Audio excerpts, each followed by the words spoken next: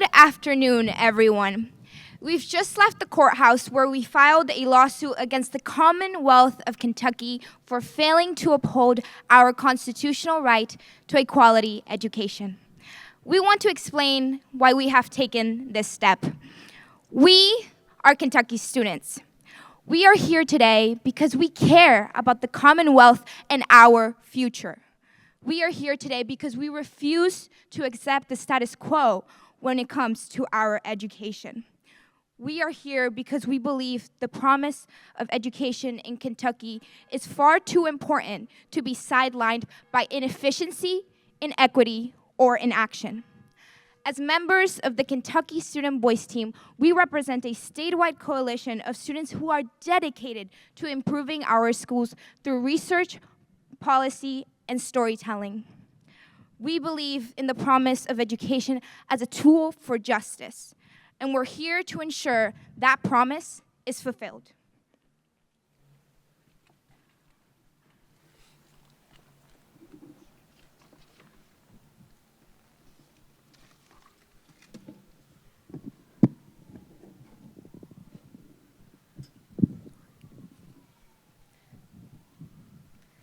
The Kentucky Constitution guarantees every student the right to an adequate and equitable public education. That right, clarified in the landmark Rose v. Council for Better Education decision in 1989, defined adequacy in a very comprehensive and powerful way. It made Kentucky students' right to education very substantial, to the point where it stands as one of the most significant state constitutional rights in the entire country. The Rose decision boldly acknowledged the serious shortcomings of our public school system: low achievement, underfunding, and systemic mismanagement, and declared it unconstitutional. But the court did more than just call out the problems. It set a bold vision for what every Kentucky student deserves: a school system that builds critical skills, fosters civic understanding, and prepares us for meaningful lives and careers. The court's ruling sparked a movement, paving the way for the passage of the Kentucky Education Reform Act in 1990. KERA was the groundbreaking legislation that took Kentucky from the bottom of national rankings to national acclaim as increased funding, reduced disparities, and new accountability measures raised test scores, graduation rates, and economic opportunities. The students of the 1990s, including many of our parents, benefited greatly. Back then, Kentuckians could take pride in our public education system. But today, we are here, the children of the Rose generation, to say that the legacy of Rose has wilted. Too many of us do not have access to the quality education our parents received, and our schools are no longer meeting the standards required by our Constitution. We stand before you today because we refuse to accept this decline. And we stand in front of the Franklin Circuit Courthouse to address the root cause of the issue. We have filed this lawsuit because we believe that the Commonwealth of Kentucky has failed to provide us with a public education system that meets the promises and the demands of our Constitution. Thank you.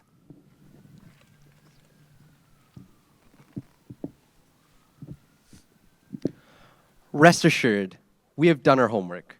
As part of our commitment to serving as partners in making our schools better, members of our team have served on the Commissioner's Student Advisory Council, United We Learn committees, district school boards, and school-based decision-making councils. As a part of our Rose Revival campaign, we held 6 forums, engaged over 2,600 students, families, and educators, and built on insights from more than 25,000 students we've surveyed since 2020. And as a part of our campaign against Amendment 2, we partnered with more than 150 organizations across Kentucky, hosting teach-ins, rallies, and even a bus tour to engage Kentuckians concerned about protecting public schools' resources. A clear message emerged from our conversation.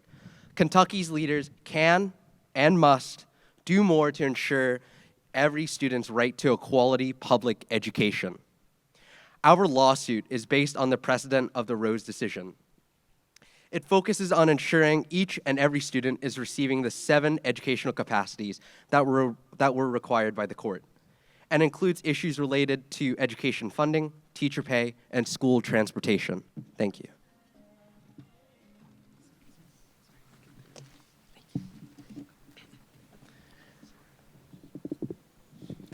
This lawsuit is a collective effort. The plaintiffs are the Kentucky Student Voice Team, along with a dozen individual students and their families. The defendant is the Commonwealth of Kentucky. We're represented by Kentucky law firm Kaplan, Johnson, Abate, and Bird, as well as attorneys from the Center for Educational Equity at Teachers College, Columbia University, and the Youth Advocacy and Policy Lab at Harvard Law School. 7 lawyers, several dozen law students, and many of our own team members were involved in crafting our complaint. We want to be very clear, this lawsuit does not target any individual Kentucky schools, principals, teachers, or school districts. We see the dedicated adults in our schools every day, teachers, counselors, and staff who work tirelessly to overcome systemic challenges. And we also know that superintendents and district staff are doing everything they can with the resources they are given. This lawsuit instead targets the policymakers in Frankfurt, those whose actions and inactions have left too many of us students underserved. At the heart of our lawsuits are critical issues that Kentucky students face. So now, members of our team will highlight a few.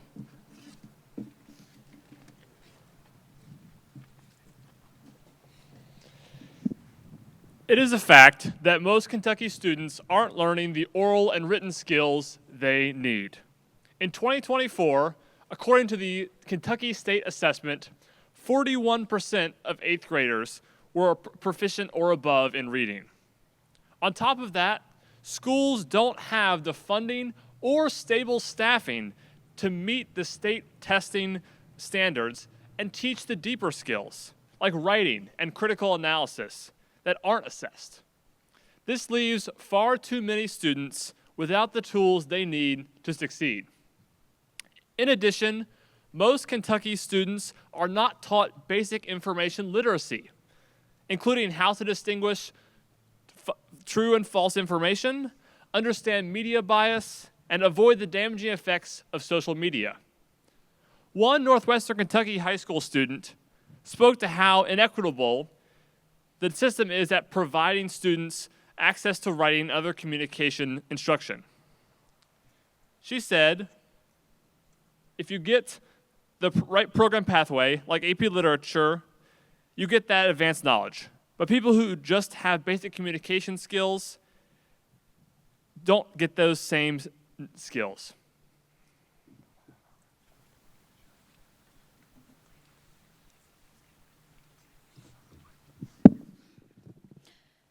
It is a fact that most students are unprepared to participate in our communities and in our government. Kentucky is one of just 11 states with no civics requirement, and it shows. Right now, half of Kentuckians can't even name a local elected official or our 3 branches of government. A student from Jefferson County told us that his civics education amounts to a single test, the Kentucky Civics exam, which he says promotes a disengaged approach to civic education. All Kentucky students are required to take the civics exam to graduate. However, the exam is a 50-question multiple-choice test that requires nothing more than memorization of rote facts. Many students report they are given the questions and sometimes even the answers ahead of time. This test does nothing to prepare us to be active and informed civic participants. Consider this from a high school senior from southwestern Kentucky. As my 18th birthday approaches, my school has still failed to teach me what I need to know about how local and national governments work. He said, with no education about civic matters, specifically the importance of voting and how to do so, I am worried about the lack of preparation for adulthood I have received.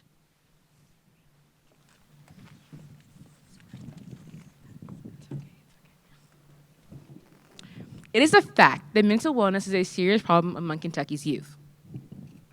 In 2019, just before the COVID-19 pandemic, half of Kentucky's middle school students were surveyed and reported that their mental health was not good. And in 2023, nearly 1 in 5 Kentucky high school students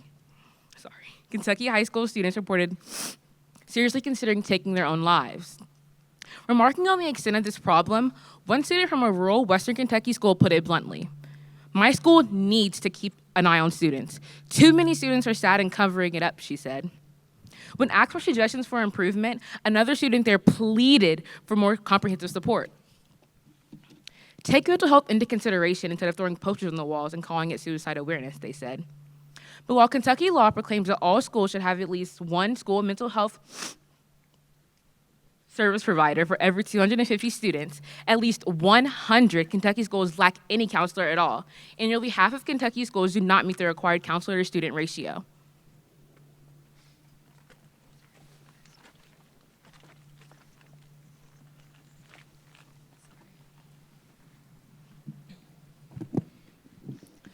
When it comes to arts and cultural education, it is a fact that too many schools in Kentucky are falling short.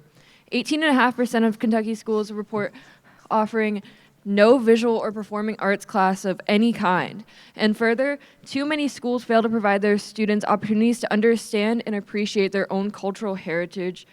A white high school student from Northern Kentucky was one of many students throughout the Commonwealth who told us as a part of our statewide Race to Learn study that he felt shortchanged by his limited exposure to diverse experiences in classrooms. Here's what he said: "The history that is taught here is extremely whitewashed. The only time we ever discuss people of color is when the topic of slavery comes up. I feel that my experience within the education system here in my county is much more positive than the few people of color here."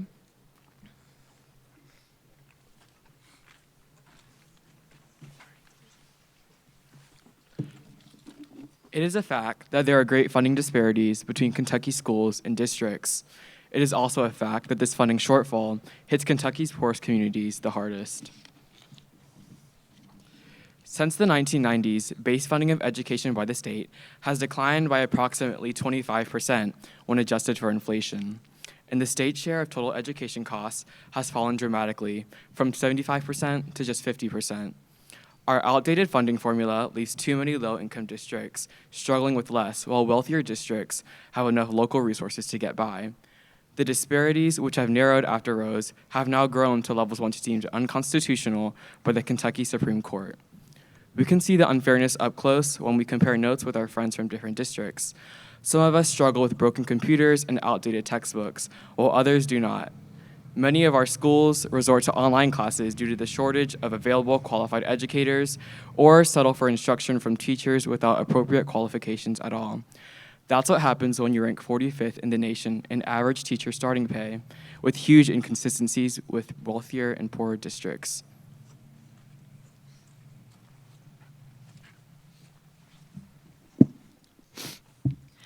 At this point, you must be wondering, what is it that we students want? We definitely have some ideas.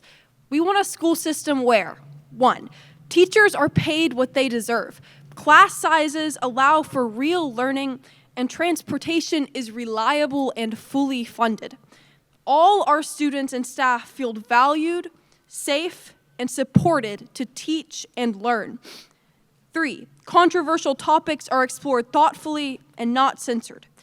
4, all students, families, and educators have a genuine say in school decision making. 5, funding is fair, transparent, and accountable. 6, and where all students of all backgrounds are prepared to thrive and give back to our communities. But our mission goes not only beyond ourselves, but it also goes beyond the courtroom. Generations who stepped up to reimagine Kentucky schools in the 80s and 90s taught us that the court alone cannot change Kentucky's schools. But the court's reaffirmation of our constitutional right to a quality education, in combination with vigorous public action, will create an opening for change.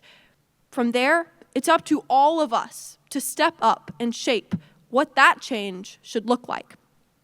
Creating improvements as impactful as Kira will require the input, ideas, and commitment of all us Kentuckians. To our great fortune, so many of the experts who know how to improve schools happen to live right here in Kentucky. That is why, for the next year, the Kentucky Student Voice Team will be launching a series of public hearings to gather insight from researchers, educators, families, students, and community leaders. These hearings will help shape recommendations for improving our schools and help hold our decision makers accountable. Certainly, all of this makes for a pretty ambitious plan. So we acknowledge fully that lawsuits take time, often years, to reach a resolution. We also recognize that most of us standing here today may never directly benefit from the outcome of this effort. But we'll close by also affirming, emphatically, that we are here today because we believe, as you do, that Kentucky's public schools are well worth fighting for. Thank you for your time and attention.